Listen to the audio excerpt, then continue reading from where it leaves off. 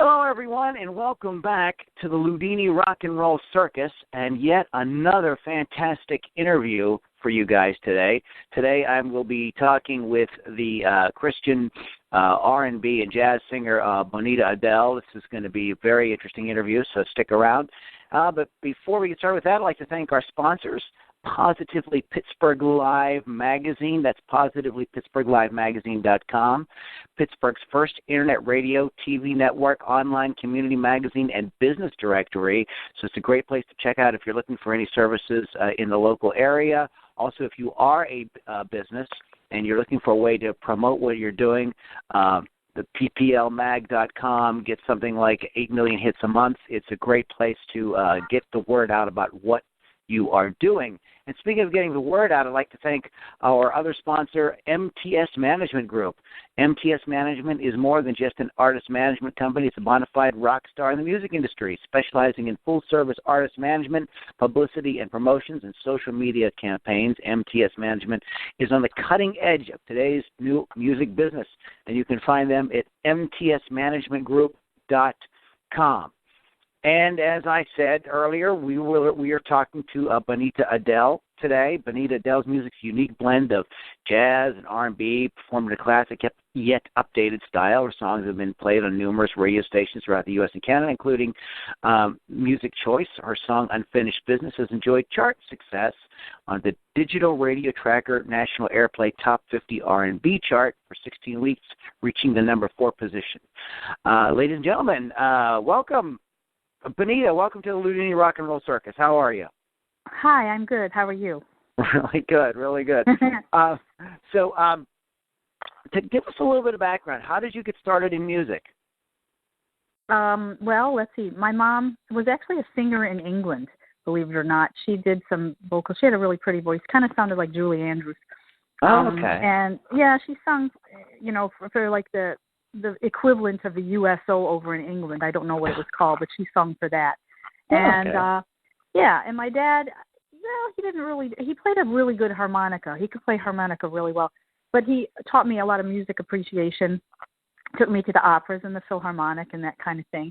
Oh. And I always could sing, though. Even when I was little, they used to put me on a box in church, and I'd stand there and sing. And I went to school, and I could sing, and I always was the soloist in the choir. I guess because, I just had a more powerful voice, I guess, than a lot of people. So I would always kind of be out front there. And then when I went to college, I went to the University of Rochester in upstate New York for more of a science degree because I'm an RN, actually. And my voice was my minor, and I went to the Eastman School of Music there. So I've always been doing music. There we kind of did opera and that kind of thing. But I sort of branched out, and when I got out of school, I worked with rock bands, pop bands, R&B, swing bands. I've done some swing orchestra stuff, which is really neat to have a huge orchestra behind you. Oh, yeah. That's fun. Yeah, that's really neat. And it's harder because they do not change to your key. You have got to sing in the key because they're not going to change like 20 odd. Yeah. You're absolutely right about that. That would be very cumbersome to try to get the whole orchestra to, okay, so we're going to do this in a different key. Yeah, so you can imagine. So you have to learn, you have to sing it in the key they got it in, and sometimes it's not your comfortable key. So what you have to do is jump octaves a lot. You have to play it. You learn to do that a lot. So, but it's cool. I've done a lot in music. So who are some of your favorite singers? Who are some of your influences? Everybody has influence. Well, let's see. Older stuff, I like Lena Horne and Rosemary Clooney and Etta James and Billie Holiday. I love Mahalia Jackson. Love her, gospel stuff. She had such a nice, clear voice and just not a lot of frills on it. It was just a nice voice for God. And then I like modern day. Of course, I like Streisand. She's a little older, but I like Streisand. Everybody, I think, likes her voice. I like the Carpenters. Her voice was different and unique. I like today.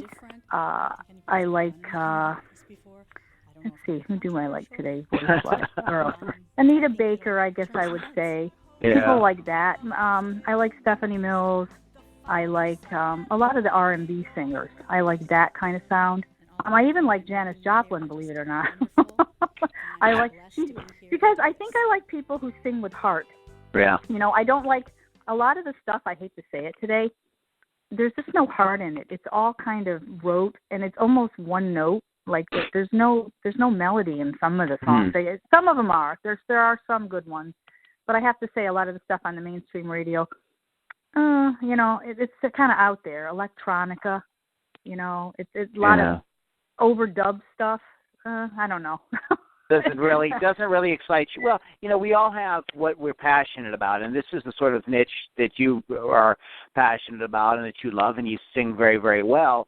Right. How did you get involved with? Now, when did you get involved with Christian music? Because your music is there's not really any sort of it's not there's nothing hidden about the Christian message and what you sing about. So, and I want to talk about the video. I do have some Christian songs. I mean, I wrote a song called "Happy Hour in Heaven." There's a cute little video. I want to get to that here in a little bit. But how did you get into that, or is that something you've always done? I always, I mean, I sung in church off and on, you know, and did stuff. But I've written songs, Christian songs, you know, on and off. But what happened is I ended up going to Nashville through a friend, and I went down there and I recorded Unfinished Business down there and a few other songs on my album. My album's called Cornucopia, my third one.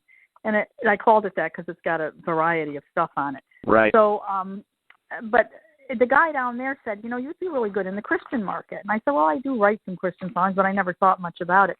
But down in Nashville, they have a lot of Christian, big Christian stuff. You know, the big churches down there, and the Trinity Broadcasting, I think, is down there. So I got involved with a group called HMG, and they basically promote people.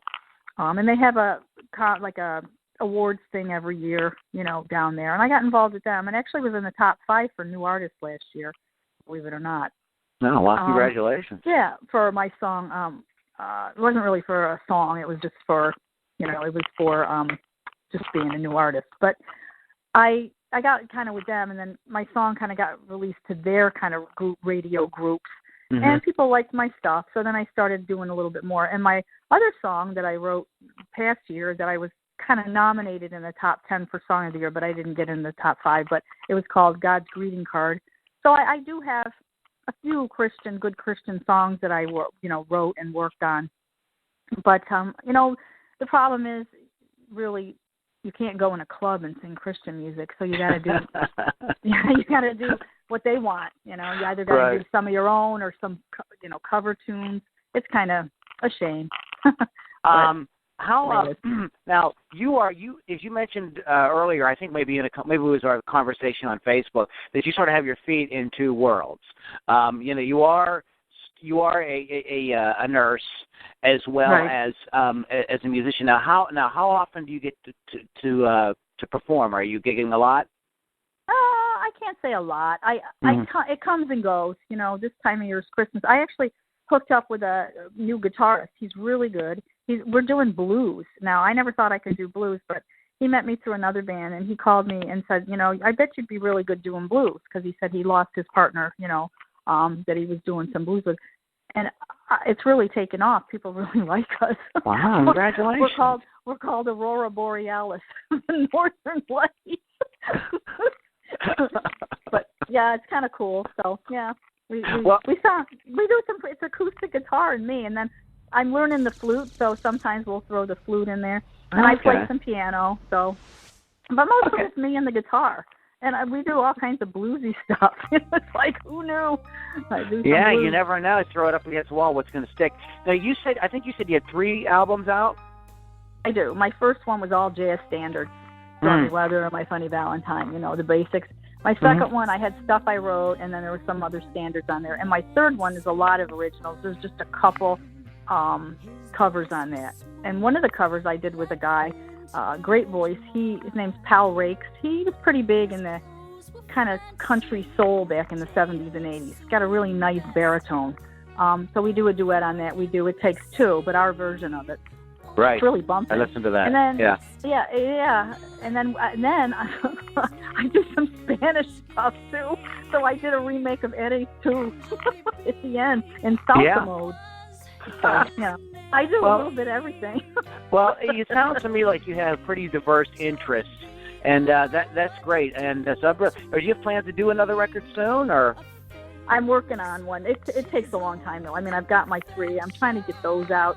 A lot of people don't do as many albums anymore. What we do is we do individual songs, and then you can download them. Albums, it's becoming harder for even the real big musicians, because it's just with the internet and streaming and all, it's kind of ruined album sales. So people have to go gigging more. They have to go on tour and things like that. Tell me, is the Happy Hour in Heaven, is that your latest song? No. No, it's not. Okay. Was that my latest? What do you have out right now? Well, New Mountain is being pushed. Unfinished Business, I guess. Happy Hour in Heaven was kind of in the middle of all that.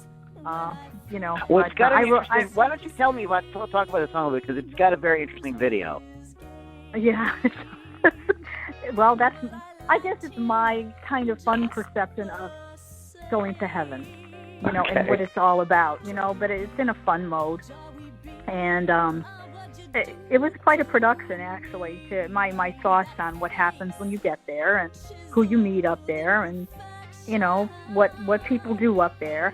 It's kind of controversial because, there's a line that says, we're drinking water, the band is drinking, water turned into wine. So I do have people saying, well, that's not cool. It looks like, there's drunks up there. And no. People, you can't misread that. I mean, God made wine, he made water. So,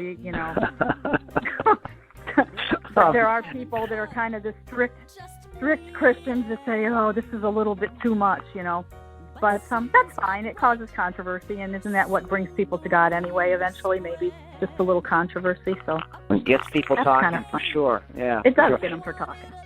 So you also, in addition to music, you're also really passionate about animals. So why don't you tell us a little bit about what you're doing with that?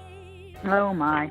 Well, I do a lot of fostering. I just lost one of my foster dogs. I had her for a couple years. To cancer, actually pancreatitis and cancer, but I foster a lot of dogs over time, and I transport for a lot of rescues. Actually, in this country, I don't think people realize the vast volume of animals that are euthanized in shelters every year. I mean, it's more than anybody can even imagine. And there's rescue groups all over the country for every breed you can imagine, mixed breeds, but all breeds have a rescue that pulls dogs from shelters. And the vast number of dogs, that are trying to be saved by these rescues is just phenomenal. And people, I don't think they have any conception or clue that aren't involved in it. And what it entails to even take one of these dogs out of a shelter and vet them, the cost. That's why there's all these GoFundMe accounts now on there. And, people are asking for donations and stuff. But it's amazing. And so many places in the country, it's just down south. And I hate to kind of stereotype an area, but, people are dumping in major big cities. They're tying them to posts and leaving them there with a bag of food. You see it on TV, the animal hoarders, the abusers. It's just, It's still going on. It's still going on. And what amazes me, in a country that's supposed to be so westernized, and with so much money that we have and we waste, and you look at the stuff people buy on TV and just the money that changes hands, I just don't understand why this problem cannot be rectified. Number one, very strong, harsh laws need to be made and kept and enforced. Number two, spay and neuter all pets. That has to be mandatory. People still do not spay and neuter in many parts of the country. They don't. They just think it's okay for these animals to just keep having puppies and kittens. And then we need to punish severely the people that do abuse and torture them, and I don't see that happening. A lot of them get off with a slap on the wrist and maybe, a couple months in jail, And it's been proven that people that do abuse animals, it leads to abusing children and people. So it's a big national problem. I know I don't mean to be a Debbie Downer here, but people need to know this stuff. Is there a specific organization that you work with that we could plug? Yeah, there's a couple. Go ahead. Feel free. Abandoned Angels Cocker Spaniel Rescue. Wonderful. Dolores Rodriguez. She is in New York City. I fostered for her and helped her a couple times, with things. Wonderful. She saves out mostly Cocker Spaniels from the shelters in and around New York City, which are high-tail shelters. Mm-hmm. There is an organization. I'm getting a new doggie, probably in a week or two. Little cocker mix, really cute because I lost mine. I'm down to 2 dogs now. I usually have 4 or 5, so I'm kind of missing my other babies. So I'm getting one, and this is Cherished Cockers, and she is Christine Bacon, and she's in Ohio, and she saves cockers too. But I work with a number of them all over the country. Mm-hmm. I also work with The Last Resort, which is near here. It's right across the Delaware River in Jersey, and they take a lot of the animals from the down south kill shelters, and I do a lot of transport for them. What people do is they'll sign up for a leg of a transport. So say this dog is coming from Greenville, South Carolina, then you'll have somebody fostering this dog for a couple days till it gets vetted down there. Then they put it on a transport, and somebody will take a leg up to Virginia, and then somebody will take a leg up to Maryland, and then Delaware, and then Pennsylvania, and I'll take my leg. And it's usually 1 to 2 hour legs to get the dog to the rescue or to a foster or to an adopter. And it's quite a vast system in this country. It's amazing. And then we also have Pilots and Paws. They're wonderful. They're pilots, private pilots that volunteer their time to fly these animals to get them to safety. So there's a number of, I'm pretty known over the country now. So, I even help with dogs in California, getting them out of there. Are you in any way making a deliberate effort to connect what you're doing with music with what you're doing with animal rescue? I'm trying very hard. I have done some little fundraiser things, benefits for that. I've done a couple of those locally. I'm really trying to do that. That's why, folks, I need you to make me more, notorious so people, because they only listen to people who have notoriety in this country. I need people to buy my music, and so I can become more notorious and people know who I am. And then maybe they'll listen to me then. I would love to have pull, Yeah, absolutely. Well, it's sometimes these wheels turn a little slow, and it takes a little time to kind of get yourself up there. Right. What I was going to ask you about was, in terms of getting back a little bit more towards music. Now, what do you have coming up next? And where this is being recorded over the Christmas season 2015, so everybody's lives are a little bit chaotic right now. So going into 2016 and beyond, what's on the horizon for you? Well, my little duo, Aurora Borealis. Okay. I also have some people, that gentleman I mentioned, Pal, that I write with. I have a new song that I'm working on. It's almost done, and it's not a Christian one. I do have other Christian ones I'm writing, but in fact, the title of the one is called Instant Message to Jesus, so you can imagine that's kind of a cute song. Okay. But this one that I'm almost done with, it's called A Modern Love Affair, Bitty Bitty Bay, and it's really cool. It's all about the internet and Match.com and a whole lot of different kind of genres of songs, and it's very modern. I don't think I've ever heard anybody write this kind of stuff in a song. And it's sort of jazzy, electronic-y. And every line that I sing that talks about a different genre of song, that line is going to have that kind of, that line is going to have a couple of the chords in there of that type of genre. So it's going to be kind of cool. But it's called Bitty Bitty Bay. That's one that's going to be coming out soon. And then I want to do some more benefit things, if possible. And of course, we'll be getting local gigs and maybe some gigs more on the East Coast. Me and my guitar player. His name is Dennis, by the way, Dennis Leone, and he's a great blues guitarist. Do you and Dennis have a website? No, not a website yet, because we're kind of new at this together. But we do have on Facebook page, Aurora Borealis. So we're going to be sticking things up on that. We did do a benefit though for a gentleman who was ill, and we raised a lot of money for him. All the people, a bunch of musicians got together for this guy who is a musician himself, and we helped him, get some funds. So we did a really nice benefit for that. Well, it sounds like you have a lot to look forward to and a lot coming up here. You've got a lot of irons and a few different fires here, so you sound like a busy lady. Go ahead and... on top of my nursing, plugs for nursing. Go nurses. Love my nursing colleagues. We have a tough job, I tell you. Oh, heck yeah. No, that's absolutely brutal. Yeah. But it's thank God that people with a heart for that are out there and will do that kind of work. Yeah, because it definitely has to have it. And it pays the bills, helps the music go along. But like I said, one foot in this world and one foot in that world.